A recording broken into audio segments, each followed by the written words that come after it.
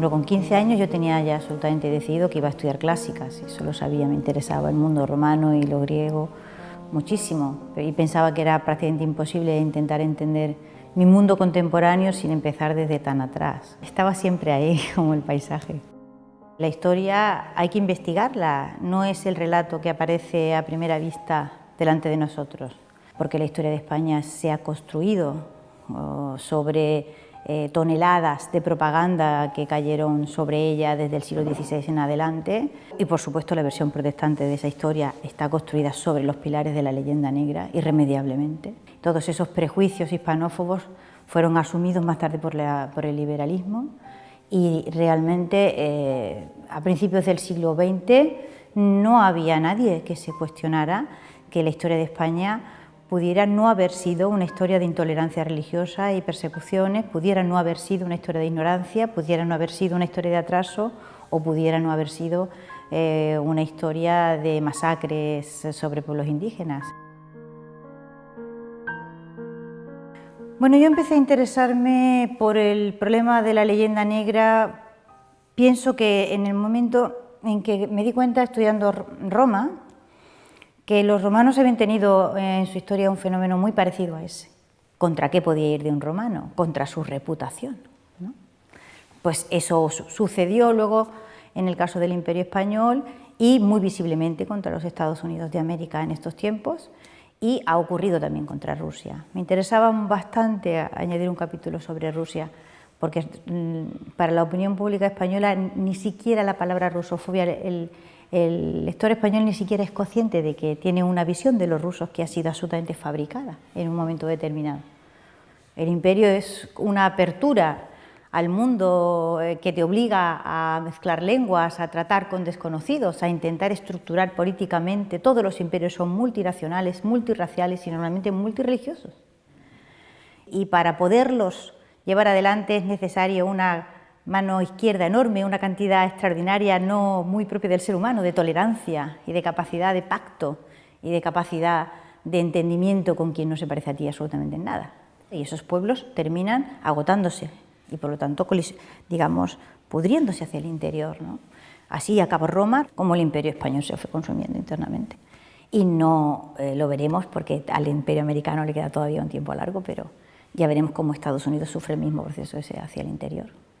Los imperios avanzan siempre, por ejemplo, por replicación de sí mismos, no estableciendo colonias. Como España, cuando se expandió, reprodujo las instituciones de Castilla y sus modos de organización allá donde fue, y nunca creó un sistema jurídico aparte para esos territorios. Todos los súbditos de Felipe IV eran súbditos de Felipe IV, indios o no indios, mestizos o no mestizos.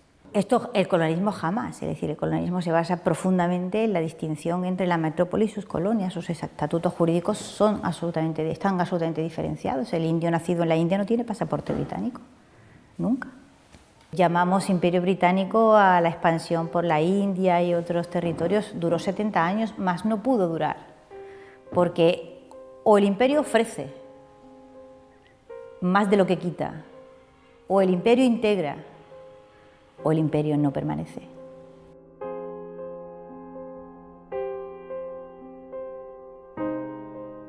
Una cosa muy buena que tienen los imperios es que son patológicamente burócratas, y entonces dejan documentos por todas partes, ¿no? Y uno ve esos crecimientos de población que se producen en las grandes ciudades de América y lo puede contrastar pues con los crecimientos, o sea, con las oleadas, digamos, de españoles que van para América, y se da cuenta de que los españoles son muy pocos, son siempre muy pocos. ¿Y quién llenaba Ciudad de México y Veracruz y Guanajuato y Lima, el Cuzco, en fin? Ciudades que en el momento de la independencia muchas tenían más de 100.000 habitantes, que eran mejores que todas las que había en la península ibérica, sin discusión. ¿Quién las llenaba? Sí, no podían ser españoles, tantos no habían llegado allí. Es decir, tenemos en la cabeza la idea de que Hispanoamérica es pobre. Hispanoamérica es pobre ahora. Hispanoamérica no era pobre cuando se independizó, en absoluto. Era muy rica. La primera manifestación seria y sólida de hispanofobia está en el humanismo italiano.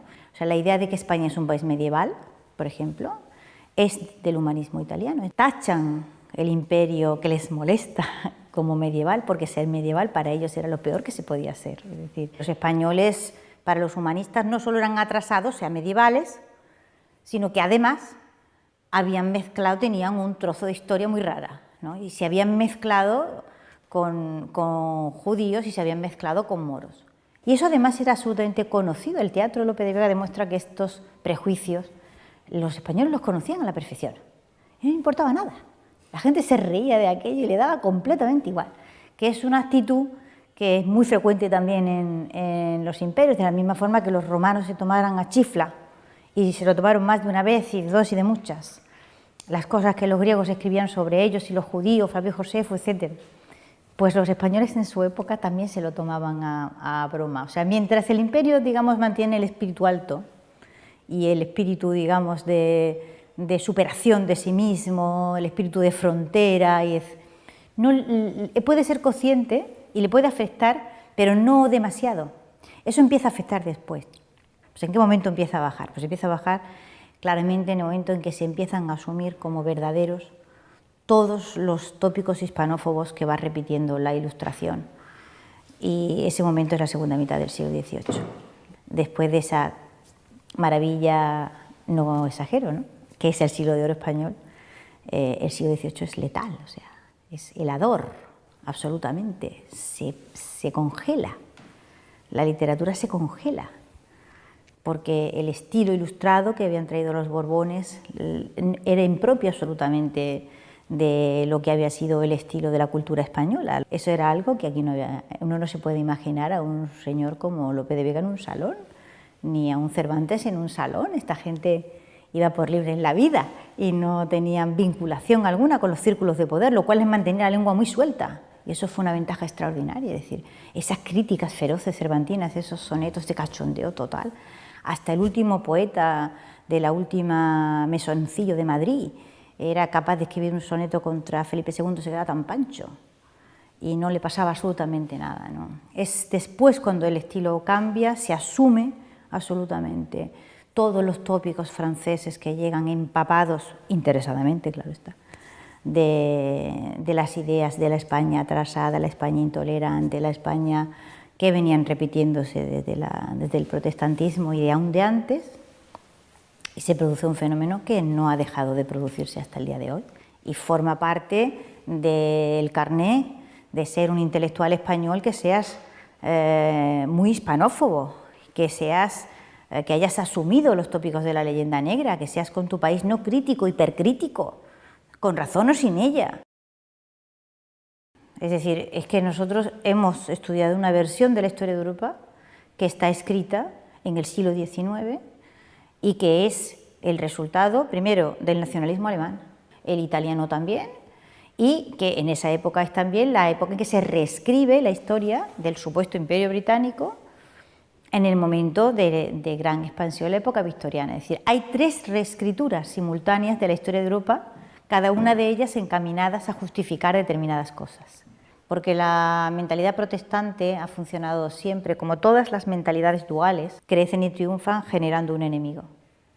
El protestantismo funciona con esa mentalidad dual y los nacionalismos también. Y el problema es que España está en el disco duro de varios nacionalismos. No me refiero a los que nosotros tenemos ahora en nuestras versiones folclóricas locales, sino de varios nacionalismos europeos muy profundamente incrustados. Es decir, la idea de que España ha sido la que ha estorbado el desarrollo de distintos países europeos está en el nacionalismo alemán hasta los tuétanos, cuando ya los españoles estaban completamente al margen de esta historia y no pensaban en ello ni nada, de nada, la gente del 98, por ejemplo. En el otro lado lo comprendo, lo que no puedo comprender es la actitud suicida. Es decir, mientras el país era grande, mientras era un imperio, mientras podía defenderse en el mundo, mientras tenía su real de A8, imponía su moneda donde quería, etcétera, etcétera, pues diga usted de mí lo que dé la gana, que a mí me da igual. Pero una vez que ese imperio se divide en pequeñas naciones y nosotros ahora somos una muy pequeña nación, arrastrando una historia tremenda que puede ser utilizada contra nosotros en cualquier momento, el empeñarse en ignorar ese hecho, me parece verdaderamente suicida. Hemos visto en igualdad de condiciones cómo las primas de riesgo españolas eran siempre superiores a las de cualquier otro país. ¿Por qué? No hay que investigar mucho, solo hay que echarle un vistazo a la prensa económica extranjera, Economist, Financial Times, etc., y ver, y leer. Y otra vez están ahí, todos los viejos tópicos. De España, un país indigno de merecer confianza, no se puede confiar, eso es territorio arapahoe. Territorio africano, son raros, están en Europa con un pie dentro y otro fuera, tienen una historia diferente y aparte, ellos no son como nosotros, etcétera, etcétera. Luego desconfiamos de ellos, luego le prestamos dinero, pero con más intereses. Y esto ha sucedido así.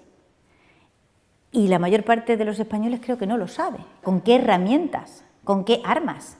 O sea, la prima de riesgo de España sube un punto y medio más, hasta 2, más incluso, y nadie le dice a la gente por qué. Eso hay que contarlo, porque lo último ya que le puede pasar a uno es que te abofetee y no veas siquiera quién te está dando las bofetadas, ¿no?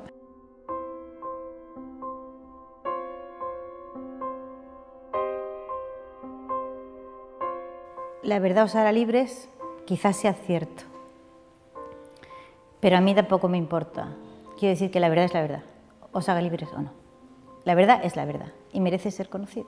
A mí me resultó maravilloso descubrir ese mundo de pactos que había habido en América, ¿no?